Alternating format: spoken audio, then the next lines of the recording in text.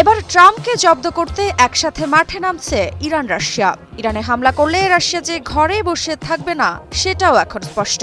যেখানে কূটনীতি থমকে যায় সেখানেই রাশিয়ার খেলা শুরু। আর এখন সেই খেলার ময়দানে ইরানের পাশে দাঁড়িয়ে রাশিয়া, ঠিক যেন শত্রুর শত্রুই বন্ধুর বাস্তব রূপ। ইরান যুক্তরাষ্ট্র উত্তেজনার মধ্যেই রাশিয়া তার সহায়ক বার্তা পুনর্ব্যক্ত করে। সম্প্রতি ক্রেমলিনের মুখপাত্র দিমিত্রি পেসকভ জানান, রাশিয়া ইরানের সঙ্গে নিয়মিত যোগাযোগ করছে এবং কূটনৈতিকভাবে সমস্যার সমাধানে সব ধরনের সহায়তা করতে প্রস্তুত রয়েছে। রাশিয়ার জন্য ইরান এখন শুধু একটি সহযোগী রাষ্ট্র নয়, বরং এক প্রকার জিওপলিটিক্যাল লাভা। ইউক্রেন যুদ্ধের পর থেকে পশ্চিমা নিষেধাজ্ঞায় বিপর্যস্ত রাশিয়া তার অস্ত্র, অর্থনীতি এবং আঞ্চলিক প্রভাব ধরে রাখার জন্য মরিয়া হয়ে উঠেছে। সেই মরিয়া খেলায় ইরানকে রুশ পালে টেনে নেওয়াটা যেন ন্যাচারাল অ্যালায়েন্সের মতোই।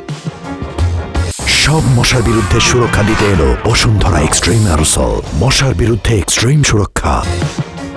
ইরানের ড্রোন, ক্ষেপণাস্ত্র প্রযুক্তি এবং চোরা পথে তেল বিক্রির সক্ষমতা রাশিয়ার যুদ্ধনীতি ও নিষেধাজ্ঞা বিরোধী স্ট্র্যাটেজিকে অক্সিজেন দিচ্ছে। কিয়েভে ক্ষেপণাস্ত্র পড়লে তার উৎস হয়তো তেহরান, তবে এই বন্ধুত্বের মূল ভিত্তি কার হাতে গড়া?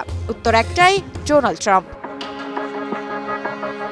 2018 সালে ট্রাম্প প্রশাসন যখন একতরফাভাবেই জ্যাকোবা চুক্তি থেকে বেরিয়ে আসে, তখনই শুরু হয় পরিণতির জটিল গাণিতিক সমীকরণ। ইরানকে কোণঠাসা করতে গিয়ে ট্রাম্প আদতে তাকে রাশিয়ার দিকে ঠেলে দেয়। তিনি নিষেধাজ্ঞার পাহাড় চাপিয়ে ধরেছিলেন ইরানের গলায়। তবে সে গলায় গলার হার হয়ে আসে রাশিয়ার সামরিক সহযোগিতা।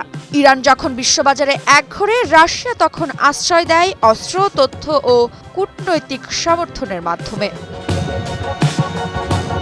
তবে প্রশ্ন আসতে পারে, কেন রাশিয়া ইরানের প্রতি এতটা আগ্রহী? তবে এরও রয়েছে অনেকগুলো কারণ, যার প্রধান কারণ সিরিয়া থেকে শুরু করে ইউক্রেন। প্রতিটি রণাঙ্গনে ইরানের ড্রোন ও সামরিক সহায়তা রাশিয়ার ওয়ান মেশিনকে শক্তি জুগিয়েছে। যুক্তরাষ্ট্র ও ইসরায়েলের আধিপত্যকে চ্যালেঞ্জ করতে চায় রাশিয়া ইরান জোট। নিষেধাজ্ঞা উপেক্ষা করে দুটি দেশই ছায়া অর্থনীতির মাধ্যমে নিজেদের শক্তি ফিরিয়ে আনছে। এই মুহূর্তে রাশিয়া ও ইরানের একযোগে পশ্চিমা শক্তির বিরুদ্ধে অবস্থান শুধু একটি জোট নয়, বরং একটি বৈশ্বিক মেরুকরণের পূর্বাভাস। আর এই বীজ বপন করে গেছে ট্রাম্প, যে ডিপ্লোম্যাসির বদলে নিষেধাজ্ঞা আর যুদ্ধনীতি বেছে নিয়েছিল। আজ ইউক্রেনের মাটিতে যে রক্ত ঝরছে, গাজার আকাশে যে আগুন জ্বলছে, তার ছায়া পড়ে সেই ওভাল অফিসের ওপর, যেখানে ট্রাম্প বসে কাগজে কলমে যুদ্ধ লিখে গিয়েছেন। রাশিয়া যখন ইরানের পাশে দাঁড়িয়ে, তখন এটা কেবল এক জোট নয়, এটা এক প্রতিশোধ বটে।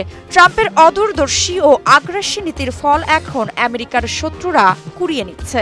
বিশ্ব রাজনীতির এই দাবার ছকে এখন শুধু প্রশ্ন, কে চাল দিবে শেষ গুটির?